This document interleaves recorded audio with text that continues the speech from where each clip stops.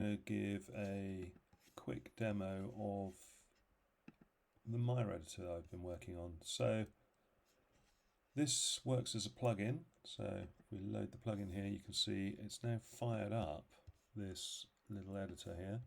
Just resize it.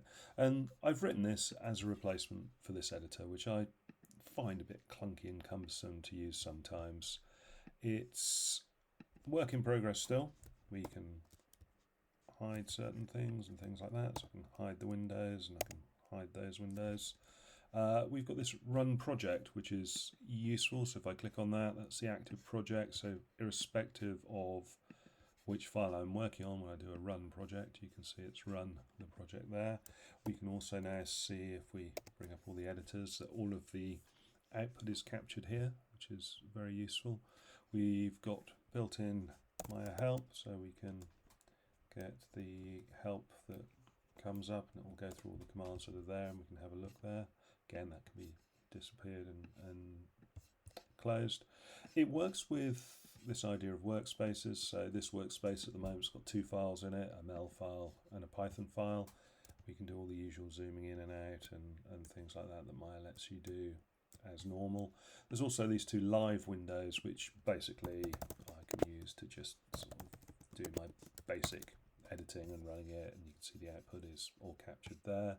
The workspaces also let us sort of open new workspaces, so I can choose a file with another workspace in and load that in, and it will just load that in, although in this case it didn't work. I have updated the workspaces from previous examples. It's also live edit, so I can open up another file like that and load it in. So now you can see I've got this new file, which is a replication of another one.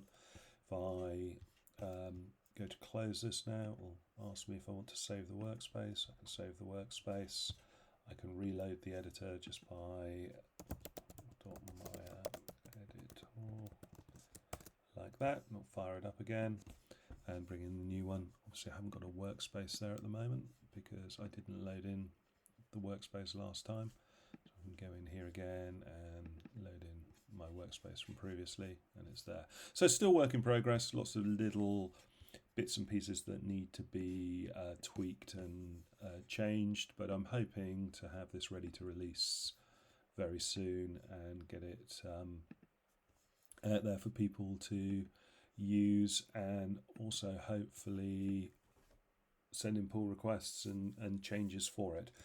It's all written in Python and PySide, as you can see here, so this is the entire project, and there's loads of other things that I want to do. So hopefully people will start to use it and have a play. It might be useful. I'm going to use it in my teaching next year.